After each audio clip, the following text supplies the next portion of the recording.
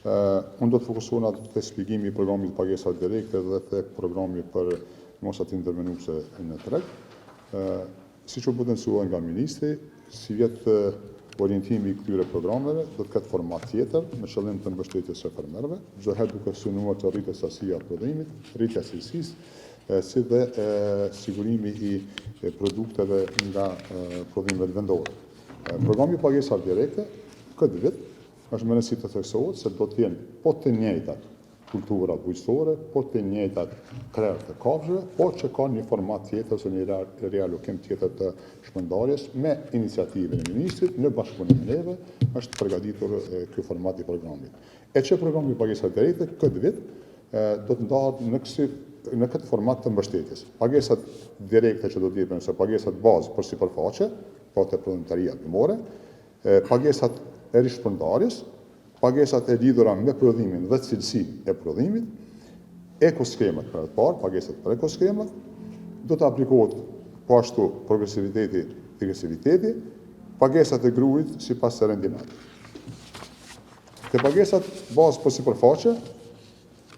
jepet në mënyrë të njëjtë për hektarët, për të gjithë sipërfaqet e mbledhura dhe të kultivuara dhe të pranueshme brenda grupit përkatës.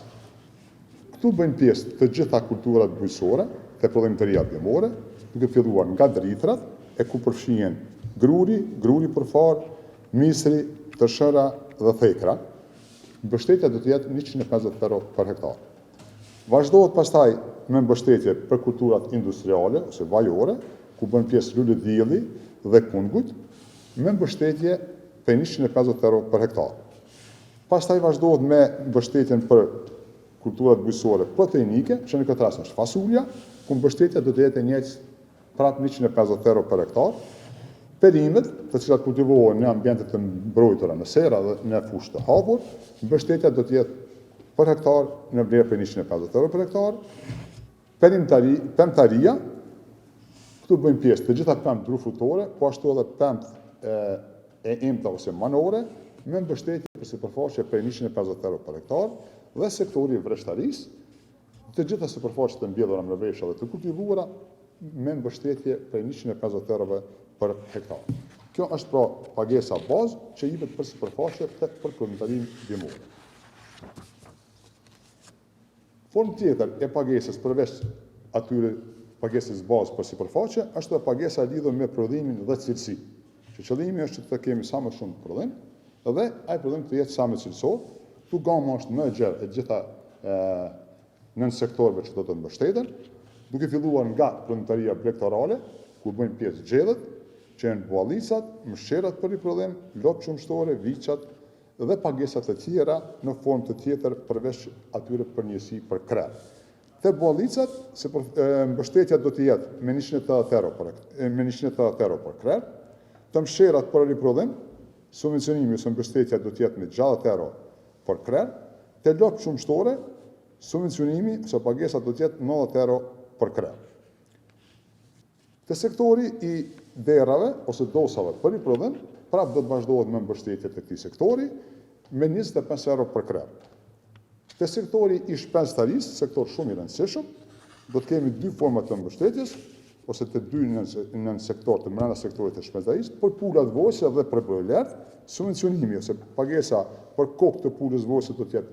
50 cent ose 0.50 euro për kokë, ndërsa tek brojlerët për kokë ose për sasinë e shitur të brojlerëve me 0.20 cent ose 0.20 euro ose 20 cent për kokë. Gjithashtu, mbështetja do të vazhdohet ose do të subvencionohet edhe këtë vit, edhe sektori i të imtave, ku bëjnë pjesë delet dhe dhit, ku subvencionimi ose pagesa për kokë do të jetë 25 euro për kokë të deles dhe 25 euro për kokë të dhive. Po ashtu do të vazhdohet edhe me mbështetjen e sektorit të bletarisë, ku subvencionimi do të jepet për koshere, për gjitha ato kosheret të cilët i mbashtojnë fermerët e tanë, me 20 euro për koshere. Përveç prodhimtarisë, ashtu siç e tha ministri, subvencionimi ose pagesa do të bëhen edhe për cilësinë e prodhimit, në këtë rast të qumshti, i cili do të subvencionohet sipas kategorive të cilësisë në 3 klasa. Klasa e parë me 0,07 euro për litër, klasa e dytë me 0,04 euro për litër dhe klasa e tretë me 0,02 euro për litër. Gjithashtu, subvencionimi për sasinë e prodhimit do të aplikohet dhe do të vazhdoj edhe të litrat. Për grot të prodhuar, këtu do të kemi një klasifikim me 0,03 deri në 0,05 euro për kilogram të prodhuar dhe të dorëzuar. Mbështetja shtesë për misën me 25 euro në forma të tjera, varësisht se si do të aplikohen që do të sqarohen në program dhe në udhëzimin administrativ, dhe mbështetje tjetër deri në vlerë për 100 euro, varësisht prej sasisë së prodhimit ose cilësisë se si e aplikohet. Po ashtu, kjo formë e pagesës do të aplikohet edhe tek sektori premtarisë, te frutat dhe arat, me 450 euro, përveç asaj bazike që e morën me 150 euro për hektar. Po ashtu, do të vazhdohet edhe tek sektori i mjedrës për sasinë e prodhimit me 0,20 euro për kilogram të prodhuar dhe të dorëzuar në pikat grumbulluese të mjedrave. Do të vazhdohet edhe me materialet mbjellës, pra prodhimi i materialit fidanor të pemëve, me pagesë prej 0,25 euro për fidan të prodhuar. Sektori i veshtarisë gjithashtu do të ketë mbështetje përmes kësaj forme të pagesës, edhe ato i ndonë në 3 nën sektor, te fidanet ose prodhimtaria mbjellëse, fidanet e prodhuar te materiali fidanor të vreshtave me 0,15 euro për copë të fidanit të prodhuar. Vreshtaria, pra vreshtat e kultivuar, të mbjellur dhe të kultivuar me 900 euro për hektar, përveç shumës bazike që e morën së pari me 150 euro për hektar, për thash kjo formë mbështetjes shkon për format e tjera të sasisë së prodhimit, cilësisë e tjera. Dhe vera e prodhuar, e cila do të subvencionohet me 0,08 euro për litër të prodhuar dhe deklaruar zyrtarisht. Perimet, gjithashtu janë një sektor i rëndësishëm, i cili do të zënë vëmendje të rëndësishme edhe në program, edhe përmes kësaj forme të pagesës, me 350 euro për hektar dhe 500 euro për hektar për perimet të cilat kultivohen në fushë të hapur dhe perimet të cilat kultivohen në sera, dhe fokusi do të jetë mjaft i veçantë dhe i madh te perimtaria. Kulturat vajore, siç e dini, lule dielli, është mbështetje ndërkombëtare, do të vazhdohet kjo mbështetje, përveç subvencionimit bazë që ja marrin 150 euro për hektar, do ta marrin edhe 150 euro tjera për hektar, varësisht prej formës ose sasisë së prodhimit ose cilësisë së tyre. Bimë mjekësore aromatike, të cilat janë një sektor jo shumë i madh, por shumë i rëndësishëm, edhe këta do të vazhdojnë të mbështeten përmes kësaj forme të pagesës me 300 euro për hektar, përveç asaj shumës bazike që thamë në fillim për 150 euro për hektar, dhe sektori i akvakulturës, i cili është një sektor i vogël, por mjaft i rëndësishëm, i cili do të vazhdojnë të mbështetet për sasinë e peshkut të prodhuar dhe të shitur me 0,25 euro për kilogram të peshkut të prodhuar dhe të shitur. Risia e këtij programi si vjet do të jetë ekoskemat, ku pagesa do të bëhet edhe për skemat të veçanta, në këtë rast ekoskema, e të cilat tregojnë për rëndësinë e certifikimit të produkteve, në këtë rast tek sektori i bujqësisë organike, ku disa prej kulturave marrin certifikat për prodhim organik dhe të cilat pastaj do të marrin mbështetje të veçantë për këtë skemë të cilën e aplikojnë. Te prodhimtaria organike te sektori i blegtorisë do të mbështeten bletar, të cilët arrin që të prodhojnë mjalt të certifikuar me certifikat organike me 30 euro për koshere nëse e arrin të ta certifikojnë si organike. Dritrat organik, të gjitha llojet e dritrave, të cilat arrin të certifikohen si organike, do të marrin mbështetje deri në 454 euro për hektar, varësisht prej sasisë së prodhimit të certifikuar. Te sektori i pemtarisë, po ashtu do të ketë mbështetje për ekoskemat, nëse arrin të certifikohen organike. Te kulturat industriale, në këtë rast të lule dielli, te bimë mjekësore aromatike, dhe duhet theksuar se këtu kemi 2 forma të mbështetjes. Edhe për ato ferma ose farmer, të cilët janë në fazën e konvertimit që nuk kupton kalimin prej bujqësisë intenzive në organike, dhe pastaj edhe për ato të cilat certifikohen. Pra do të kemi dy nivele të pagesave, edhe fazën e konvertimit, edhe fazën e certifikimit ose prodhimtarisë organike. Duhet potencuar në këtë rast, sepse neve e kemi paraqitur vetëm ato kultura të cilat aktualisht kanë arritur të certifikohen në vitet e kaluara, por kjo nënkupton se çdo kulturë bujqësore, të cilën e kultivon fermeri dhe arrin që ta certifikoj si organike dhe të pajiset me certifikat për prodhimtari organike nga tubat e kontrollit, ai do të merr subvencionimin për këtë skemë ose për ekoskemë. Për të parë, është risi e programit të pagesave direkte, vlerësoj shumë e rëndësishme, ulja progresive, digresiviteti, të cilin e aplikojnë edhe vendet të tjera, pasi që ky program, siç e tha dhe ministri, është tentuar të shkojë në harmoni të plotë me politikat e përbashkëta të Bashkimit Evropian, dhe aplikimi i uljes digresivitetit synon baraspeshimin e përkrahjes në mes fermave të vogla, të mesme dhe atyre të mëdha. Nëse një fermer, për shumën totale që do të merr nga programi i subvencioneve, është vlera 10.000 deri në 19.999, këtu nuk do të ketë reduktim ose nuk do të aplikohet kjo masë. Në rastin kur fermeri shumën e përkrahjes i bie që ta merr 20.000 deri në 29.999, atëherë do të kemi ulje prej 25% ose reduktim. Nga 30.000 euro deri në 39.999 do të ketë ulje prej 40%, nga 40.000 deri në 49.999 do të ketë ulje prej 55%, nga 60.000 deri në 100.000 do të ketë ulje, nga 50.000 deri në 59.000 70%, nga 60.000 deri në 100.000 euro, ulja do të jetë 85% dhe mbi 100 euro, atë në shtavani nuk ka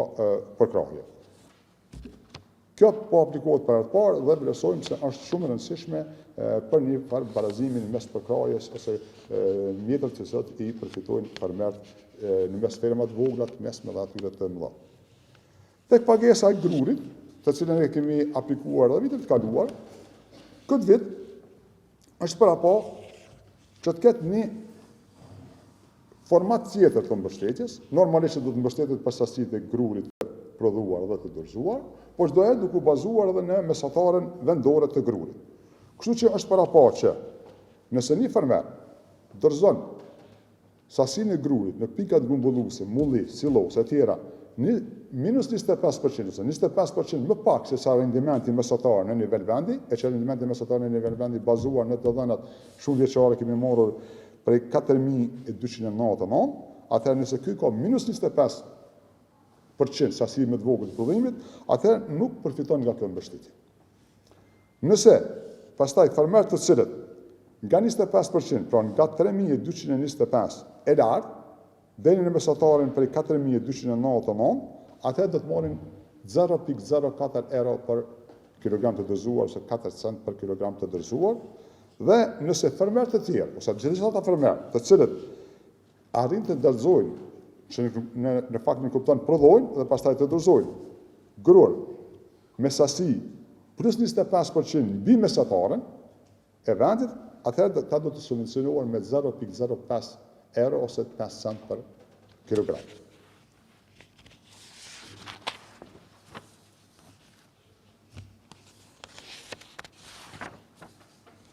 Ashtu që se tha edhe ministri në paraqitje, për herë të parë këtë vit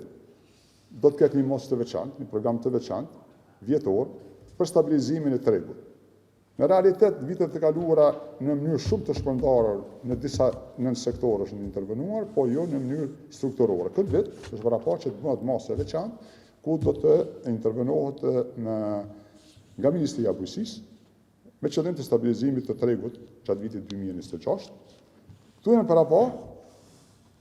mbështetja për inputet bujqësore me vlerë prej 7.900.000 euro, ku objektivi është ulja kostës së prodhimit dhe stabilizimi i ofertës, pra në këtë rast në subvencionimi i naftës edhe stabiliteti i prodhimit përmes subvencionimit të inputeve bujqësore ose mbështetjes së inputeve bujqësore. Në këtë rast është edhe subvencionimi ose mbështetja për farë të grurit, që synon në rritjen e prodhimtarisë së dritrave, e që mbështetja do të bëhet për sasinë e prodhuar të të grurit. Formë tjetër e masës së stabilizimit ose e masës intervenuese për stabilizimin treg është edhe theret e raportuara të gjellit, ku objektivisht formalizimi i tregut dhe transparenca në treg, ku pagesa do të bëhet për theret e raportuara sipas standardeve dhe sipas legjislacionit që është në fuqi. Mbështetje tjetër ose masë tjetër e stabilizimit është përpunimi i mbetjeve shtazore, që objektiv është siguria sanitare dhe mjedisore, kontrolli pra sanitar, që në këtë rast nënkupton trajtimin dhe përpunimin, si dhe transportin dhe trajtimin e mbetjeve shtazore, të cilat krijohen gjatë procesit të therrjes dhe përpunimit të produkteve shtazore. Mas tjetër që do të aplikohet për stabilizimin të tregit është edhe dëmet për kompenzimin e dëmeve në bujqësi, mbrojtja nga fatkeqësitë, pra pagesa do të bëhet për kompenzimin e pjesëshëm të dëmeve që shkaktohen në bujqësi nga fatkeqësitë e ndryshme natyrore.